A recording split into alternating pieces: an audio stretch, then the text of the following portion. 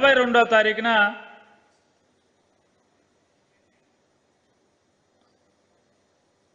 అంటే ఎమ్మెల్యే గారు దాని మీద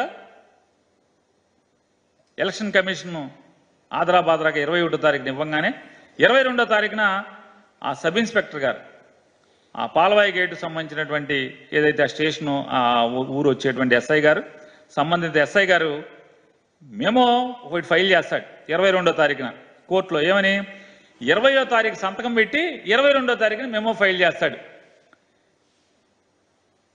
ఆ కేసులో ఎమ్మెల్యే ముద్దాయి అని.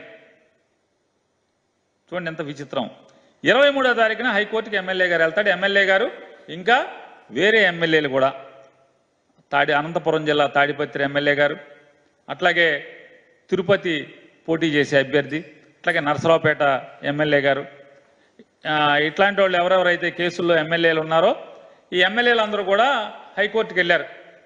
హైకోర్టుకి వెళ్ళి ఏమని అడిగారంటే, అయ్యా మేము పోటీ చేసాం కాబట్టి రేపు 4వ తారీఖున కౌంటింగ్ ఉంది కాబట్టి పోలీసులు దురుద్దేశంగా మమ్మల్ని అరెస్ట్ చేసి జైల్లో పెడితే కనుక మాకు న్యాచురల్ జస్టిస్ దెబ్బతింటది కాబట్టి ఎన్నికలు అయ్యే వరకు మాకు ఇంటరిమ్ రిలీఫ్ ఇవ్వండి. మేము పోలింగ్ ఏజెంట్లను పెట్టుకోవడంలో కానీ పోలింగ్ కౌంటింగ్ ప్రక్రియ సక్రమంగా జరుగుతుందో లేదో చూసుకునేటువంటి ప్రాథమిక హక్కు మాకు ఉంది కాబట్టి అభ్యర్థిగా మాకు ఇంటరిమ్ రిలీఫ్ ఇవ్వండి అని చెప్పి ఇట్లాంటి రాష్ట్రంలో ఉన్నటువంటి ఎవరెవరైతే కేసుల్లో ఉన్నారో అందరు ఎమ్మెల్యేలు వెళ్తే కోర్టు ఒక బ్లాంకెట్ ఆర్డర్ ఇచ్చింది.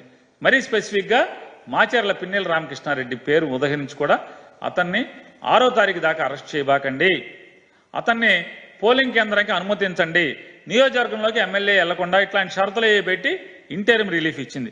ఇంటరిమ్ రిలీఫ్ ఇచ్చినప్పుడు పిన్నెల రామకృష్ణారెడ్డికి సంబంధించినటువంటి న్యాయవాది ఒకటి వాదించారు.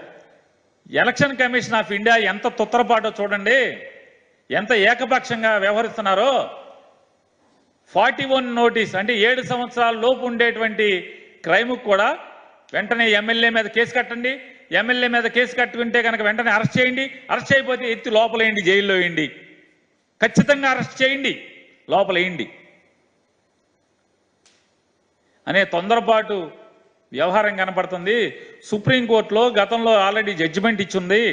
7 సంవత్సరాలు శిక్షార్హమైనటువంటి ఏ నేరంలో అయినా సరే ముద్దాయికి 41A నోటీస్ ఇచ్చి సొంత పూచీకత్తు మీద వారిని వదిలేయాలి అని చెప్పినది సుప్రీంకోర్టు తీర్పుకి భిన్నంగా ఈ ఎలక్షన్ కమిషన్ ఆర్డర్ ఇచ్చిందండి, ఇది ఇన్ రైటింగ్ ఆర్డర్ ఇచ్చింది అని చెప్పని హైకోర్టులో వాదిస్తే అప్పుడు ఆదరాబాదరాగా ఒక్కసారి తుల్లిపడ్డారు ఈ పోలీసులు, ఎలక్షన్ కమిషన్, వీళ్ళందరూ కూడా తుల్లిపడి అక్కడి నుంచి ఏం చేయాలి, కక్ష సాధింపు.